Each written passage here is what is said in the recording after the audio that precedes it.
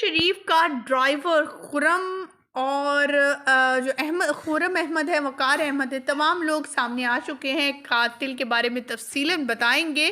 Postmortem की report भी सामने आ गई। गोली गाड़ी में बैठे शख्स ने मारी।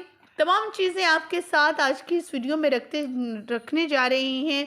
अरशद शरीफ जो हमेशा मुस्कुराते रहते थे, जिन्हें खौफ नहीं था, डर नहीं था, ना किसी के आगे झुका, ना उसने कभी किसी को झुकने का मशवरा दिया। उसने हमेशा कहा हम जिंदा कौम हैं और जिंदा कौमें कभी झुकती नहीं हैं। ख़वातीन हज़रात, अगर इंसानियत की हैसियत से उनकी बात की जाए तो बहुत ही पोलाइट और बड़े ज़बरदस्त और नफीस इंसान थे। लेकिन उनका जो उनकी मौत को लेकर, उनके कत्ल को लेकर जो बातें सामने आ रही है वो काफ़ी ज़्यादा जो हैं वो हैरान कुन है। आपके साथ आज की इस वीडियो पोस्टमार्टम की रिपोर्ट और पोस्टमार्टम के हवाले से आने वाली बड़ी खबरों के बारे में भी शेयर करेंगे और आपको वकार अहमद, खुर्रम अहमद दोनों जो भाई हैं इनके बारे में बताएंगे। ये पार्टनरशिप भी थी इनकी, जो अभी तक खबर आ रही थी कि जी ये सलमान के रिश्तेदार थे और इनका कोई जाने नहीं था, कोई इतना ख़ास सोर्स नहीं था अरशद शरीफ के साथ। तो बहुत अहम पॉइंट जो सामने आ रहा है, इन्वेस्टिगेशन की जा रही है इनके साथ, कीनिया की पुलिस और दूसरे लोग भी। और जो ये इंकशाफ हुआ है कि इनके साथ इनका पार्टनरशिप थी, क्योंकि खुर्रम और वकार जो हैं वो बड़े पैमाने पर यहाँ पर ज़मीन का लेन देन करते थे, गाड़ियों का काम करते थे, कैनेडियन थे, यानी इनको नेशनैलिटी वहाँ की मिली हुई थी। वैसे ये पीछे से कराची के बंदे थे। सलमान के साथ, यानी सलमान एयरवेज डिजिटल के CEO हैं और उनके साथ इनका बहुत ही अच्छा और बेहतरीन रिलेशन था। अब जो है वालदा बेचारी तो जो है वो बेसहारा हो ही गई। ये वाहद वो मर्द रह गया था घर में जो अपनी भाई की बीवी और उनके बच्चों को पाल रहा था, अपनी वालदा का सहारा बना हुआ था, अपनी बीवी और अपने बच्चों की जो है वो कर रहा था, उनकी परवरिश कर रहा था, भाभी की कफ़ालत कर रहा था, बहन की बेटी यानी बहन भी जो बेवा थी उसकी बेटी को भी पाला था, अपनी बहन भी अभी ब्याने वाली थी उसके लिए, यानी इस पर बहुत सी जिम्मेदारियां थी।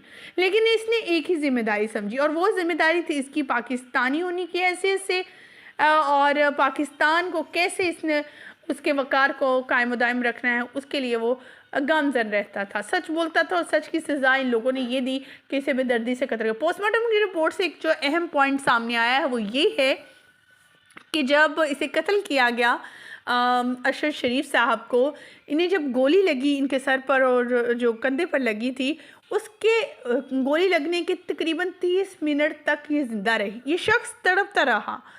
क्या इसे पहले से गोली लगा दी गई थी या फिर इसे अब वक्त पर पहुंचाया नहीं गया था हॉस्पिटल? अगर इसे पहुंचा दिया जाता तो ये शायद बच जाता। उस गाड़ी में मौजूद ड्राइवर और खुर्रम जो थे उन्हें कुछ नहीं होता है। अगर टारगेट किया जाता है या गोलियां लगती हैं तो सिर्फ़ और सिर्फ अरशद शरीफ को लगती हैं। तो ये काफ़ी ज़्यादा जो है वो बातें हैं जिनकी इन्वेस्टिगेशन होना बहुत बहुत ज़्यादा ज़रूरी है। ख़वातीन व हज़रात, ये छोटा वाक़या नहीं है, इस तरह के बहुत से केसेस सामने आते हैं। अगर अगर एग्ज़ाम्पल यहाँ पे मैं आपको कुछ दूँ उन अनासिर की, अगर यही केस अगर अमेरिका या कहीं और हुआ होता और इस तरह से कत्ल कर दिया जाता, या पाकिस्तान में किसी और शहर में अमेरिका के किसी बंदे को, इसके जर्नलिस्ट को, बड़े पॉपुलर को, उसको कत्ल कर दिया जाता, तो ये केस कहाँ पर जाना था ये तो आप भी जानते हैं। लेकिन आपको ये हम बताते चलें कि ये पाकिस्तानी है और हमारे पाकिस्तानी जो हैं सियासतदान और जो हैं वो इस केस में कोई दिलचस्पी नहीं ले रहे हैं। उनके लिए तो कोई भी ये जो है वो चीज़ नहीं है अहम।